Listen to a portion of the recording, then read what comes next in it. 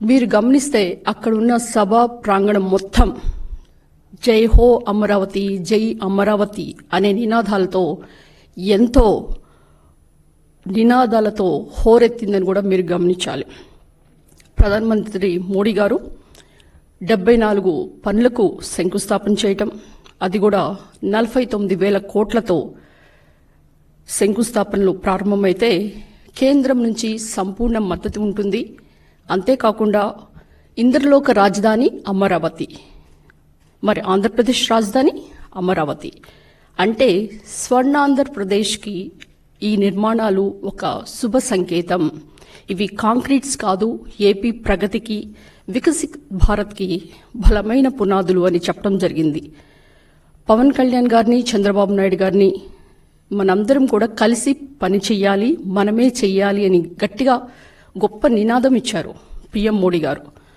ఎప్పుడైతే రాజధాని అమరావతి పనులు రీస్టార్ట్ అయినాయో వైసీపీ జగన్ ముఠా గుండెల్లో వేదన స్టార్ట్ అయింది. వెంటనే మరి మీరు గమనిస్తే అవినీతి విషపత్రిక సాక్షి పేపర్లో వాళ్ళ విలేకరి ఒకటి వ్యాసం రాస్తాడు. అదేంటంటే వేదంలో రాజ్యం, వేడుకలో రాజధాని. అసలు వేదంలో ఉంది ఎవరు?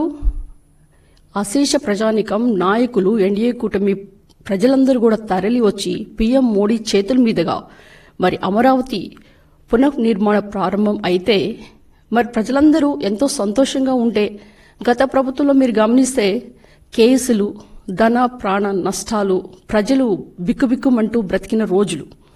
మీరు ఒకసారి అసెంబ్లీ రికార్డ్స్ గమనిస్తే అప్పటి సీఎం జగన్మోహన్ రెడ్డి గారు ఏమన్నారు?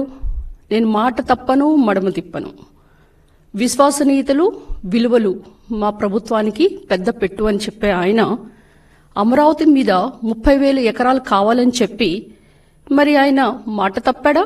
అమరావతి విషయంలో మడమ తిప్పాడా?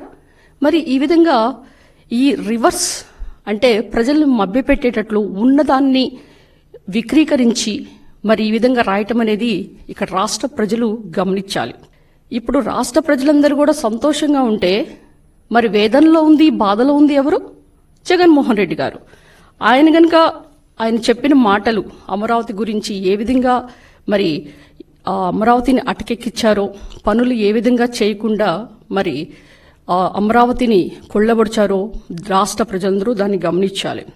ప్రతి దానికి కూడా నాకే కావాలి, నేనే దోచుకోవాలి, దోచుకో పంచుకో తినుకో అని కాన్సెప్ట్లతో అక్కడ రాజధాని పనులు అటకెక్కించి రోడ్లను తవ్వేసి కంకర్లు కొట్టేసి మరి ఆయన చేసిందేంటి?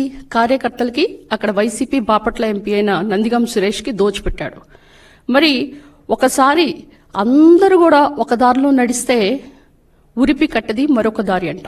అంటే ఈయన జగన్మోహన్ రెడ్డి గారు ఏం చేస్తారండి? కల్తీ మద్యంతో రాష్ట్ర ప్రజల్ని కొల్లబొడి చేశారు.